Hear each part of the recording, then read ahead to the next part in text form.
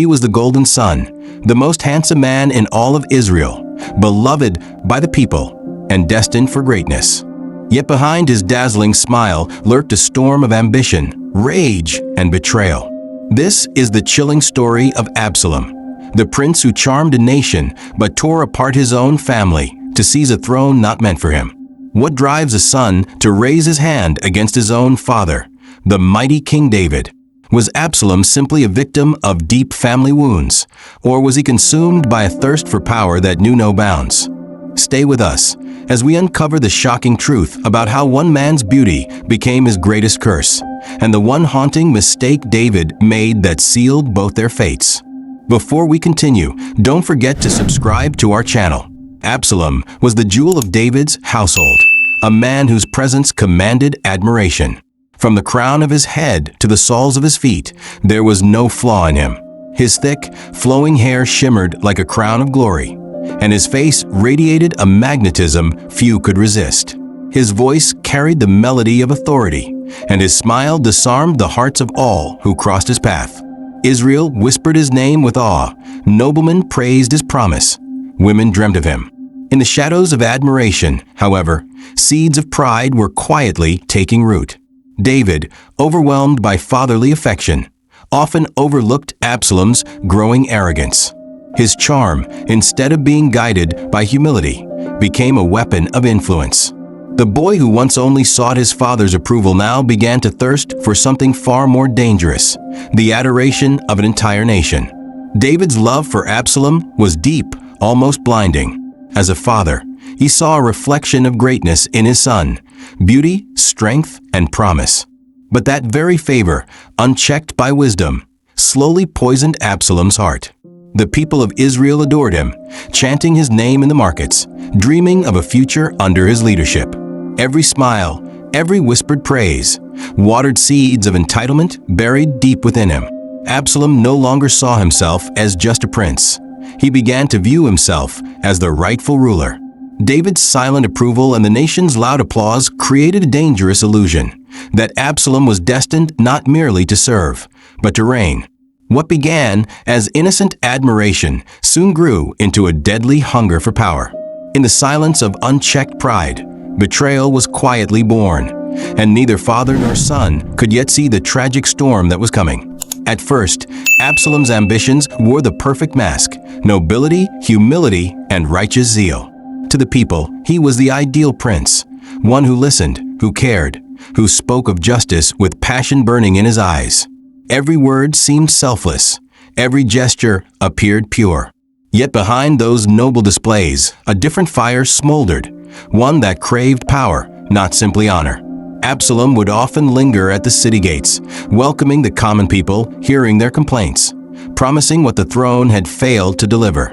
His kindness was strategic, his empathy calculated. He knew how to win hearts without raising suspicion. His charm hid his thirst. His smiles masked his growing defiance. While David trusted the surface, Absalom was quietly building an army of loyal hearts. Long before swords were drawn, the real battle had already begun, one waged within the secret corridors of ambition. It began with a forbidden desire, a dark obsession that shattered a royal family. Amnon, David's firstborn son, burned with lust for Tamar, his own half-sister, a woman known not only for her beauty, but for her purity and grace. Blinded by his craving, Amnon devised a wicked scheme, luring Tamar into his chamber under the guise of illness. There, with no one to protect her, he violated her trust, her body, and her dignity. Tamar's cries of protest went unheard. Her pleas were smothered beneath Amnon's selfish lust. In one brutal moment, her honor was ripped away, leaving her desolate and shamed. The palace, once a place of glory, became a house of silent agony.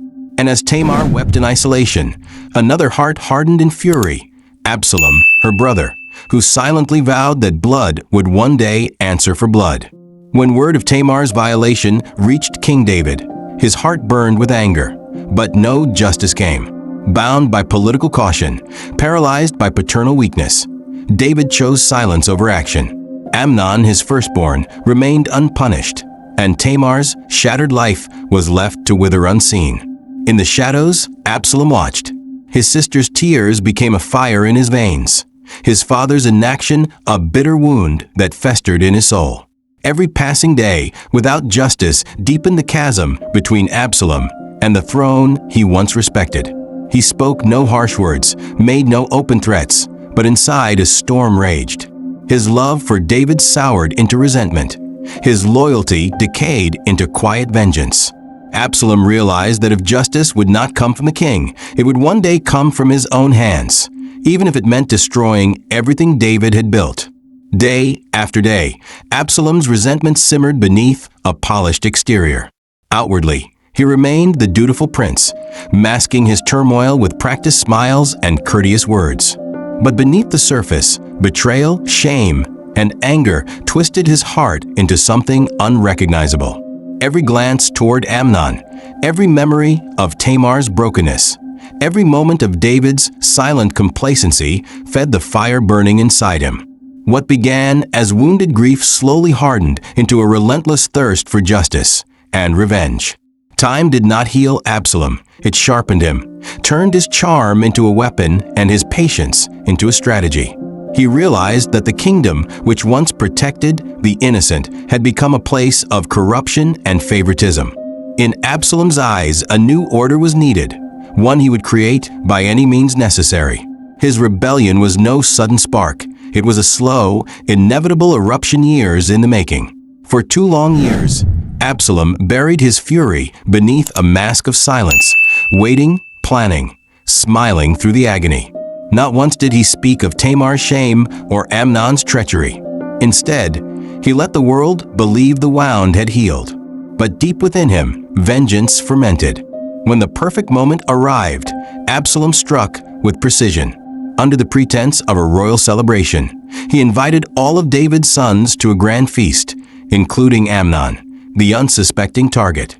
The wine flowed, laughter filled the air, but behind the merriment lurked death.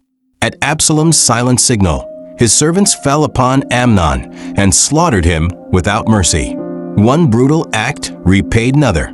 Tamar's dishonor was avenged, but the cost was far greater than Absalom could imagine. In avenging his sister's pain, Absalom had crossed a line, one that would forever sever him from his father's house. After the bloodshed, Absalom's triumph turned to ashes. The royal feast, once filled with joy, now served as the backdrop to his greatest crime.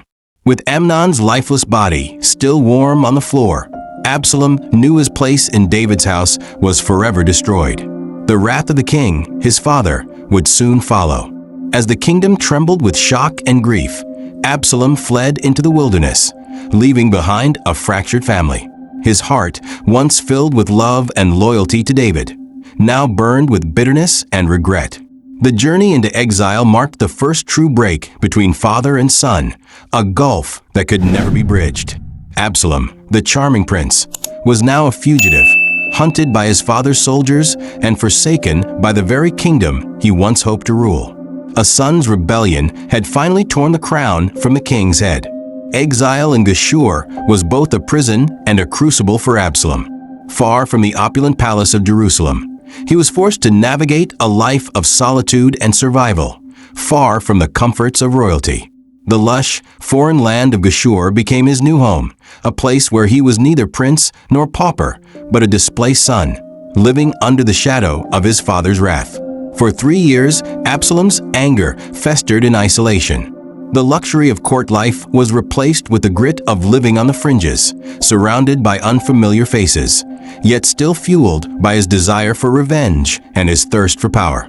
In the quiet of Geshur, Absalom honed his skills, not in the ways of a prince, but in the art of rebellion. His rage, once dormant, began to smolder, shaping him into the leader of an inevitable uprising. In the solitude of Geshur, Absalom's grief began to morph into something darker. The morning sun, shattered by the loss of his sister and the rupture with his father, was replaced by a calculating prince who saw opportunity in every hardship.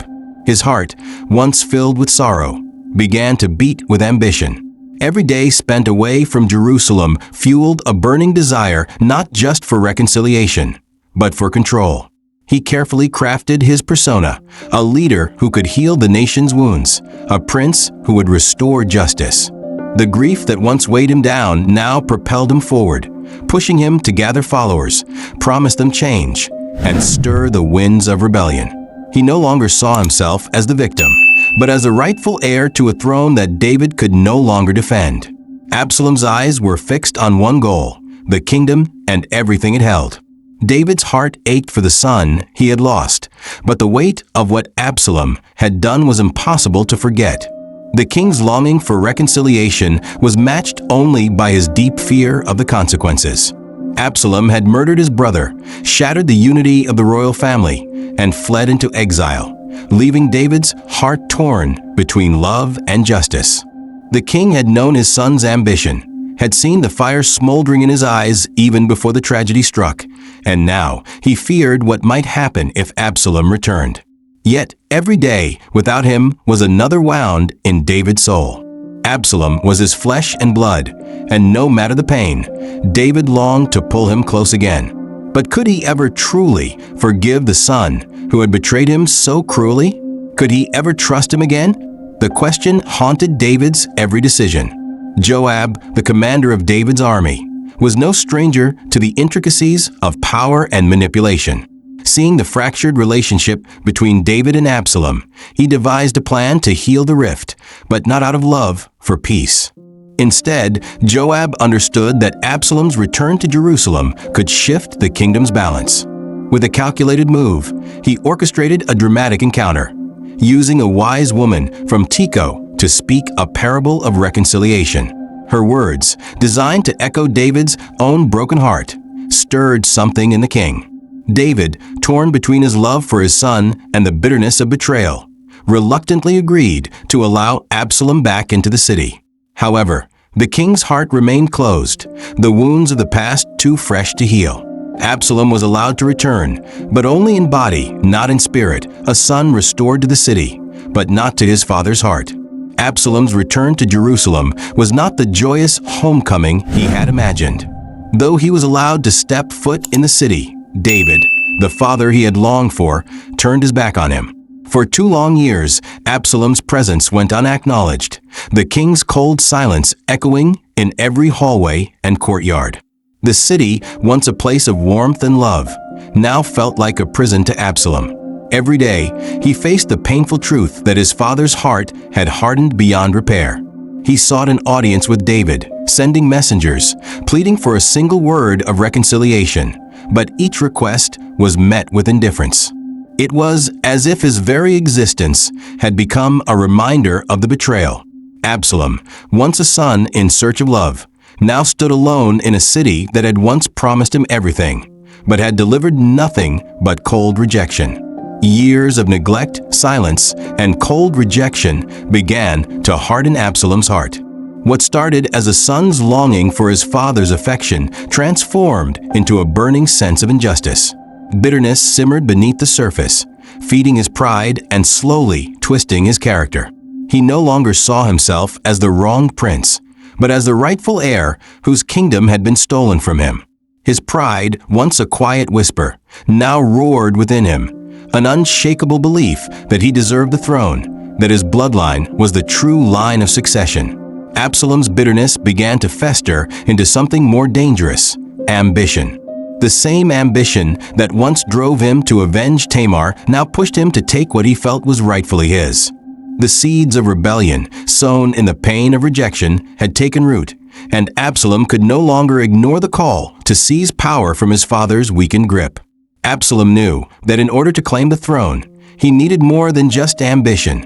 He needed the hearts of the people. His strategy was calculated and subtle, far from the open rebellion that would raise immediate suspicion. Every day, Absalom sat at the city gate, the heart of Jerusalem's public life, greeting those who came to seek justice from the king. With a smile that hid his true intentions, he listened attentively to their problems, offering promises of fairness and compassion that David had long since abandoned. "If I were king," he would say, "I would listen to you." His charm was magnetic. His words were like honey. Soon, people began to see him not as a disinherited prince, but as a savior, the king they wished David could be. Slowly but surely, Absalom stole the hearts of Israel, laying the foundation for his ultimate betrayal.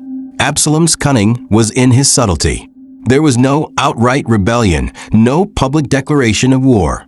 Instead, he chipped away at David's authority piece by piece, silently eroding the king's power without a single sword being drawn.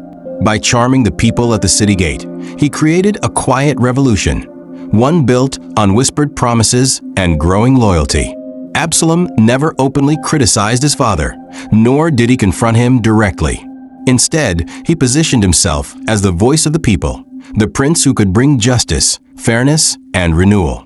The more David withdrew into his palace, the more Absalom presented himself as the solution to the kingdom's problems. The erosion was slow but inevitable. The king, who had once been the heart of Israel, was now a shadow of his former self, his authority slipping away in quiet moments of treachery, until it was almost too late to stop. Behind the scenes, Absalom was quietly assembling a formidable network of supporters, biding his time until the moment was right to strike. His charm at the city gate had gained him the people's trust, but it was his calculated alliances that laid the foundation for his eventual betrayal. He courted key figures in the military, the elite, and the religious circles, using promises of power and influence to secure their loyalty. Whispers of his growing strength spread like wildfire, and soon, the quiet prince became a force to be reckoned with. Absalom's preparations were meticulous, every detail of his rebellion planned in secrecy. He knew that to claim the throne, he needed more than just the hearts of the people. He needed the political and military might to challenge David's reign. In Hebron, with his supporters in place, the stage was set for Absalom's most daring move, his coronation as king. The moment Absalom declared himself king was nothing short of explosive. In Hebron, with his supporters rallying behind him, he took a step that would irreversibly change the course of his life and Israel's future. It wasn't just a declaration. It was a challenge to his father's throne, a direct affront to the kingdom's legitimacy. As the sound of trumpets echoed through the valley, Absalom stood before the gathered crowd, his voice bold and unwavering. "Long live the king," he proclaimed, his eyes burning with ambition. The crowd erupted in support, their loyalty to Absalom overwhelming the palace's silence. For the first time, he wasn't just the son of David, he was the king. News of his coronation spread like wildfire, reaching David's ears like a thunderclap. A son's betrayal had become a nation's rebellion, and Israel stood on the precipice of a civil war. David's world shattered in an instant when the news of Absalom's rebellion reached him. His own son, the one he had loved and hoped for reconciliation with, had declared himself king. The weight of the betrayal hit David like a tidal wave, leaving him speechless for a moment. His mind raced, but his heart was heavy with the sting of a father's heartbreak. Jerusalem was no longer safe. Absalom's supporters were closing in, and the king was forced to make a gut-wrenching decision. In the dead of night, with the sound of the city stirring behind him, David gathered his most loyal followers and fled. The once proud king, revered and unchallenged, now walked away from his throne, humbled and heartbroken. As he left Jerusalem, he looked back one last time, knowing this could be the end of his reign and the beginning of a father's loss that could never be undone. The nation of Israel was torn in two. On one side stood David, the beloved king, revered for his wisdom, strength, and the promises he had made to the people. On the other, Absalom, a prince turned usurper, whose charm and ambition had swept through the land like wildfire. Families, friends, and even the most trusted of soldiers found themselves caught between loyalties, struggling to choose which side to stand on. It was not just a battle for a throne, but a battle for the soul of the kingdom. The people were divided, unsure of whether to honor the king who had led them to greatness or to follow the son who promised change and justice. Hearts broke as brothers fought against brothers, and the very fabric of Israel began to unravel. The blood of civil war stained the land, and there was no clear victor in sight. As the civil war raged, the atmosphere was thick with tension.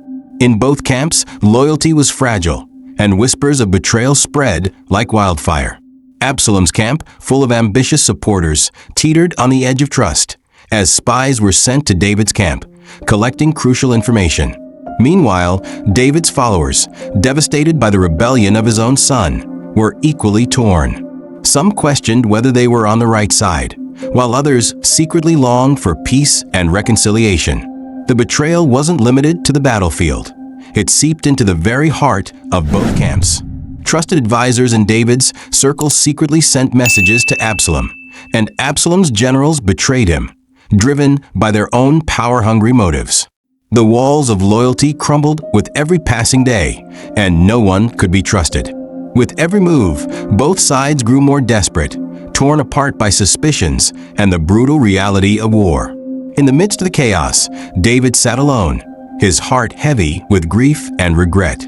The sound of war echoed in the distance, but it was the betrayal of his own flesh and blood that cut him deepest. As the king of Israel, he had faced countless battles, but this fight, against his son, was unlike any other. In the silence of the night, with no one around to witness, David fell to his knees, his face marked with tears. He whispered a prayer for Absalom, for mercy, for reconciliation. Despite the pain, despite the rebellion, David's heart still yearned for his son's safety. "Lord," he prayed, "spare him from harm. Protect him, even if he's turned against me." The bitter taste of betrayal could not extinguish the deep love of a father. His prayer was a desperate plea for hope, even in the face of an impossible future. The air in the Forest of Ephraim was thick with tension as the two armies clashed, the battle cries echoing through the trees. The dense forest, once a symbol of beauty, now became a deadly labyrinth, where soldiers fought in the shadows of towering trees. David's forces, seasoned and strategic, battled fiercely against Absalom's untested army. The dense undergrowth and tangled branches created a nightmare of confusion, with warriors losing their footing and getting separated. The fight was chaotic, blood staining the earth as father and son's forces collided. Absalom, ever the charismatic leader, had hoped to win the war in this final confrontation, but the odds were against him. His soldiers, outmatched and overwhelmed, struggled to hold their ground. Amidst the battle, the forest seemed to close in around Absalom, a symbol of his doomed rebellion. The forest would not only be the battleground, but the place where his fate was sealed. In the chaos of battle, Absalom's pride, once a symbol of his strength, became his undoing. As he rode through the dense forest, his long flowing hair, which had always been a source of admiration and vanity, caught on the thick branches of a tree. The majestic locks that had once represented his royal beauty now betrayed him.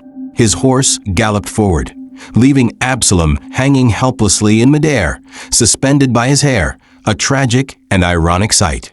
The once proud prince, who had longed for power and glory, was now trapped in the very forest where his dreams would die. His soldiers, unaware of his plight, continued to fight, but Absalom was powerless, exposed, and vulnerable. The forest, once his kingdom of ambition, now served as the final trap. His vanity had led him into the jaws of death, and in that moment, his fate was sealed. As Absalom hung helplessly from the tree, the battle raged on in the distance.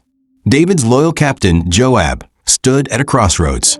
His king, his friend, had commanded that Absalom be spared, that the life of the rebellious son be preserved, no matter the cost. But Joab, ever the pragmatic warrior, saw only a threat to Israel's future. Absalom's death was no longer just a matter of family. It was the preservation of the kingdom. With cold determination, Joab made the brutal decision. He and his men thrust spears into Absalom's hanging body, ending the life of the prince who had dared to overthrow his father. It was a brutal, final act, one that would haunt Joab forever. Though the rebellion had ended, the price of loyalty and leadership was paid in blood, and a father's grief was magnified by the brutal reality of his son's death. When the news of Absalom's death reached David, it shattered him in a way no enemy ever could. The victorious cheers of his soldiers were drowned out by the weight of a father's grief. His heart, already burdened by the betrayal, now broke completely. The words escaped his lips in a heart-wrenching cry, "Oh, Absalom, my son, my son." His voice trembled with agony, reverberating through the palace as the king collapsed in sorrow. Absalom had been his son, his flesh and blood, and no crown or kingdom could undo the love David had for him. In that moment, the thrill of victory meant nothing. The loss of his son, who had once been a bright hope for the future, left David hollow and desolate. The throne, the kingdom, the wars, none of it mattered as David mourned the son he had lost to treachery and ambition. David's grief was as raw as it was profound. As a king, he had ruled over a mighty kingdom, but in that moment, all the power, all the conquests seemed irrelevant. The loss of Absalom, his son, his flesh and blood, struck him like a dagger to the heart. He had loved him, even when he betrayed him, and now the son who had once been the future of his kingdom was gone. Yet, it was not just a son that David mourned. His kingdom, torn by civil war and rebellion, was now a hollow shell. The walls of Jerusalem, once a symbol of peace and strength, stood as a bitter reminder of his failure to protect both his family and his throne. David wept not only for the loss of Absalom, but for the shattered kingdom that would never be the same. The story of Absalom's rise and fall is a tragic tale of how love, pride, ambition, and brokenness intertwined to destroy a royal family. David's love for his children, especially Absalom, was a deep, unwavering force, yet it became entangled with pride. He had hoped his sons would follow in his footsteps, ruling with wisdom and grace, but Absalom's ambition turned that hope into rebellion. Absalom's beauty, charisma, and desire for power ignited a fire that could not be quenched. As the conflict grew, brokenness seeped into the heart of the family, shattering the bond between father and son. Love, once the glue that held them together, now turned to anguish as betrayal tore them apart. Pride and ambition fueled the fire, and in the end it consumed the family, leaving a king to mourn not just his son, but the kingdom that could never be restored. The story of Absalom is a sobering reminder of the destructive power of ambition, pride, and broken relationships. A family once united by love was torn apart by betrayal, as a son sought to claim what was never meant to be his. David's grief, raw and all-consuming, shows the devastating consequences of choices made in pursuit of power and glory.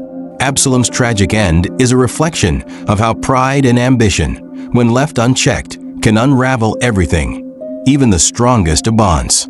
It's a story that reminds us of the importance of love, justice, and humility, and how the pursuit of these values can guide us through even the darkest moments.